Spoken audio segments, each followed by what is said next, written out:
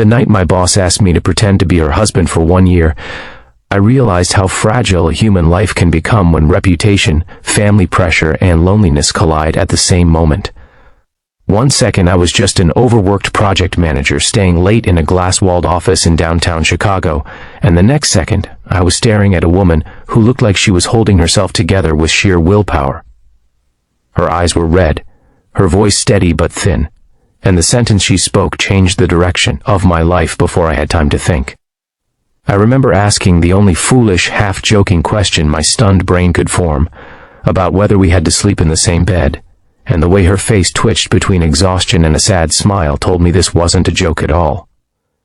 Before the story pulls you any deeper, if you believe in kindness, second chances, and stories where broken people slowly find light again, please take a moment to like this video, share it with someone who needs hope, leave a comment, and subscribe to the channel.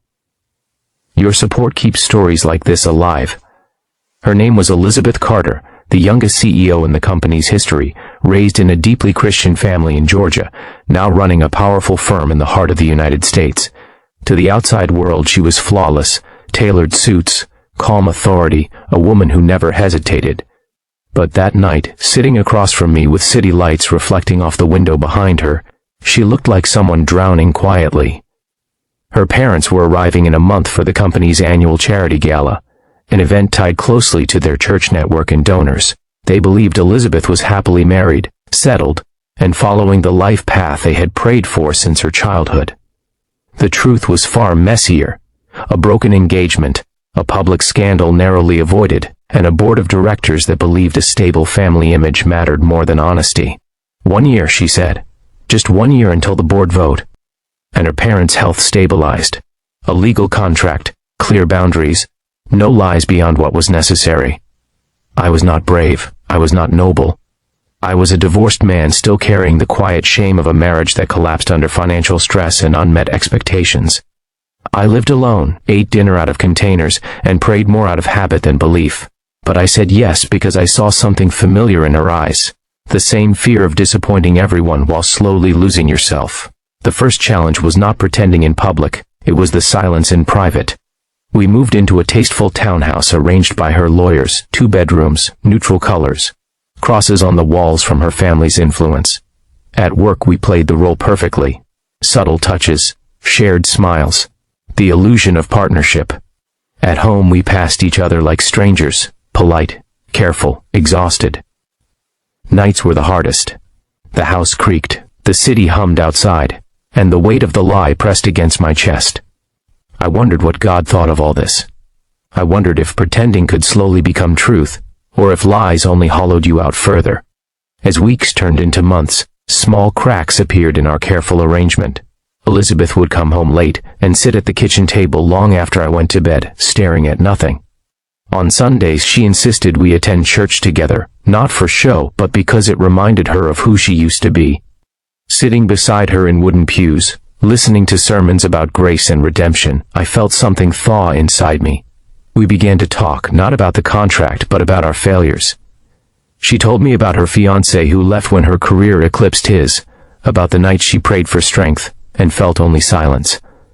I told her about my ex-wife Hannah, and how pride kept me from asking for help until it was too late. The outside world kept testing us. Her parents arrived, warm and loving, full of questions and prayers spoken over dinner. Her mother hugged me like a son, thanking God for bringing me into Elizabeth's life. Each word felt like a small knife. At work, rumors circled, shareholders watched closely, and one mistake could expose everything. The pressure should have broken us, but instead it forced honesty between us. We set rules again, softer ones this time, about checking in emotionally, about praying together before difficult days. It started as routine, then slowly became something we both looked forward to. There were nights when Elizabeth would cry quietly, and I would sit on the floor outside her room, not touching, just present. There were mornings when I woke up with a strange sense of peace, realizing I no longer felt alone in the house. The question about sharing a bed became symbolic of something deeper, fear of vulnerability. We didn't cross that line, but the space between us shrank in ways that mattered more. Halfway through the year, the real crisis hit. An anonymous tip reached the board suggesting our marriage was a sham. Investigations began. Elizabeth shut down emotionally, retreating behind her professional armor. For the first time I felt anger, not at her, but at the system that demanded perfection while punishing honesty. I confronted her gently, reminding her that faith without truth was empty. That night, for the first time, we prayed not for the contract to hold, but for courage to face whatever came next. The investigation cleared us legally, but the emotional damage lingered. Elizabeth fell ill from stress, and I sat by her hospital bed reading Psalms, my voice shaking. In that sterile room, watching her breathe, I realized the lie had transformed us. Somewhere along the way, pretending had forced us to become better versions of ourselves. Not lovers yet, not truly husband and wife, but companions who chose kindness daily. As the 1-year mark approached, the contract loomed like a ticking clock. We barely spoke about it, both afraid of what came after. Her parents invited us to a Thanksgiving service at their church. Standing before the congregation, hands clasped, listening to hymns about gratitude and truth, Elizabeth squeezed my hand and started to cry. In that moment, I knew the story could not end with another lie. Just before the final board meeting, Elizabeth told the truth. Not all of it, but enough. She admitted the marriage began as an arrangement born of fear, and that it had grown into something real through shared faith and struggle. Silence followed. Then something unexpected happened. The board didn't fire her. Her parents didn't reject her. Grace, imperfect and surprising, filled the room. If this story is touching something deep in your heart right now, please pause for a second and support the channel. Like the video, share it, and subscribe. Your engagement helps stories of hope reach people who desperately need them. After the truth came freedom. The contract ended quietly. I prepared to move out, packing boxes with a strange heaviness. On my last night in the house, Elizabeth asked me to stay for dinner. We prayed, we ate, and for the first time there was no pretending. She told me she didn't know what love was supposed to look like anymore, only that she trusted me. I told her I wasn't whole, but I was willing to grow. Before this story ends, I want to ask you something special. If you've ever been afraid to be honest, afraid to love again, or afraid to trust God with your broken pieces, please comment one word below. Hope.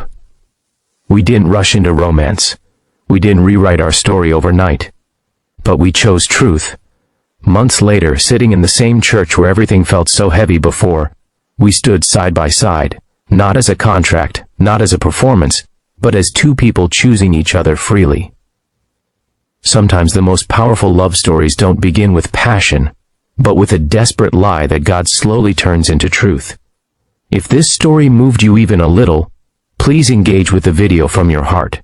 Someone else out there is waiting for a reminder that redemption is still possible.